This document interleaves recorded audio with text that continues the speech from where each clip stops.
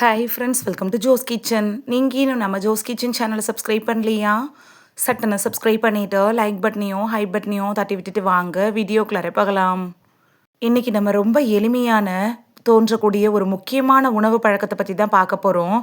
தயிரோட எந்தெந்த காய்கறிகளை சேர்த்து சாப்பிடலாம், அதை எப்படி சேர்த்து சாப்பிட்டா சுவையாகவும் சீரான சமச்சீரான உணவாகவும் இருக்கும் அப்படின்னு தெளிவாக பார்க்க போகிறோம்.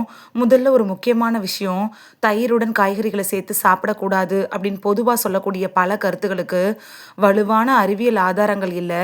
பெரும்பாலானவங்களுக்கு தயிரோட பல வகையான காய்கறிகளை சேர்த்து சாப்பிட்றது சாதாரணமாகவே பாதுகாப்பானது தான். ஒரு சிலருக்கு தான் ஒவ்வாமை, லாக்டோஸ் சகிப்புத்தன்மை, குறிப்பிட்ட உணவு செரிமான பிரச்சனை இதெல்லாம் வரும். தயிரோடு சேர்த்து சாப்பிட வேண்டிய காய்கறிகள் என்னென்ன அப்படின்னு தெளிவாக பார்த்துட்டு வந்துடலாம் வாங்க. இந்த ஒரு வீடியோ உங்களோட ஹெல்த்தையே சேஞ்ச் பண்ணலாம். ஸோ வீடியோவை ஸ்கிப் பண்ணாமல் பாருங்கள் ஃப்ரெண்ட்ஸ். உங்களுக்கு தயிர் பிடிக்கும் அப்படின்னா ரெட் ஹார்ட் கமெண்ட் பண்ணுங்கள்.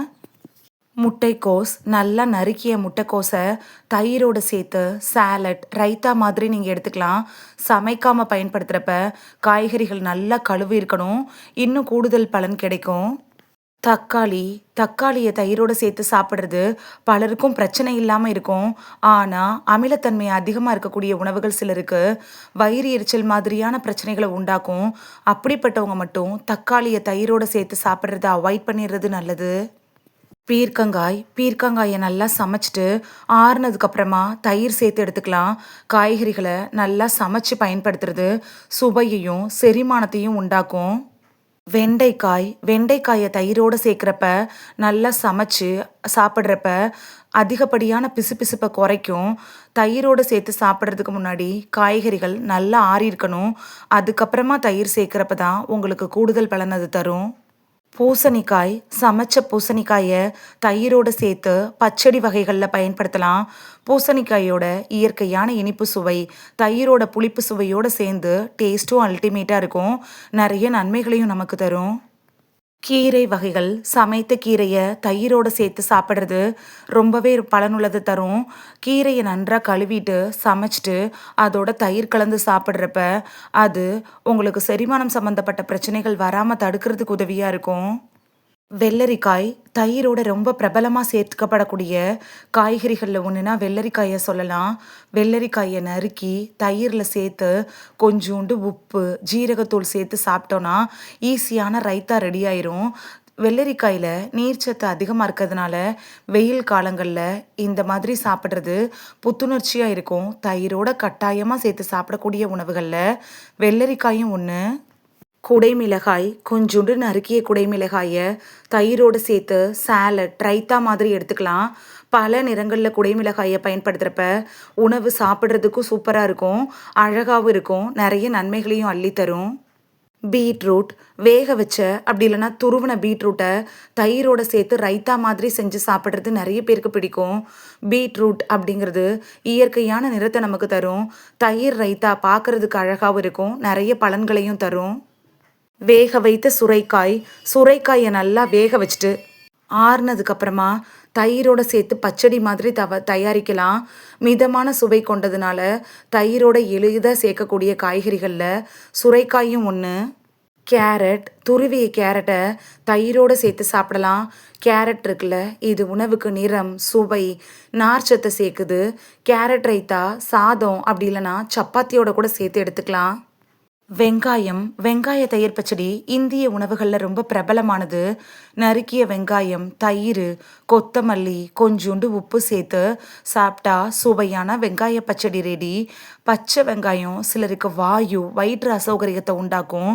அப்படிப்பட்டவங்க மட்டும் தயிர் பச்சடியை தவிர்த்துறது நல்லது. மற்றவங்கெல்லாம் வெங்காயத்தை தயிரோடு சேர்த்து சாப்பிட்றப்ப நல்ல பலன் கிடைக்கும். தயிரோட காய்கறி சேர்க்கறதுக்கு முன்னாடி கவனிக்க வேண்டிய விஷயத்த பார்த்துக்கலாமா? முதல்ல தயிர் நல்லா ஃப்ரெஷ்ஷாகவும் சுத்தமாகவும் இருக்கணும். ரெண்டாவது, காய்கறிகளை நல்லா கழுவணும்.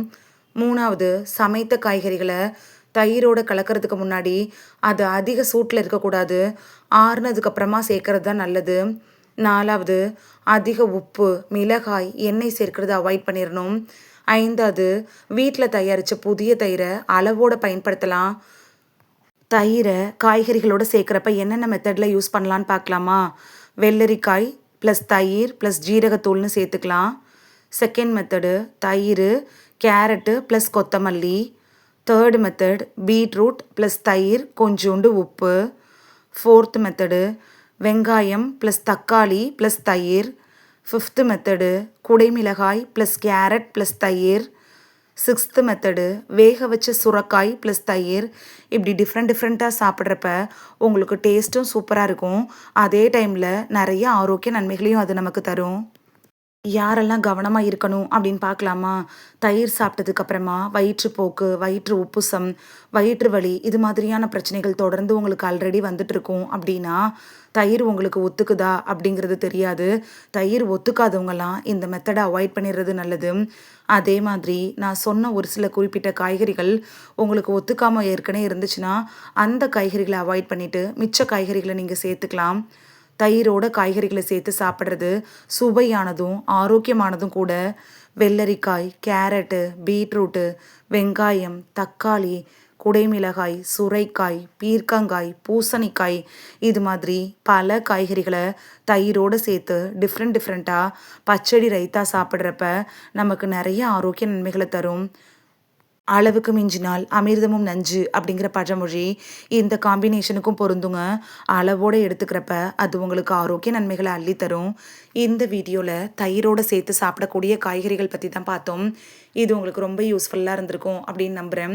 உங்களுக்கு தயிர் பிடிக்கும் அப்படின்னா ரெட் ஹார்ட் கமெண்ட் பண்ணுங்கள். இந்த வீடியோ உங்களுக்கு பிடிச்சிருந்துச்சுன்னா லைக் பட்டனையும் ஹை பட்டனையும் தட்டி விடுங்க.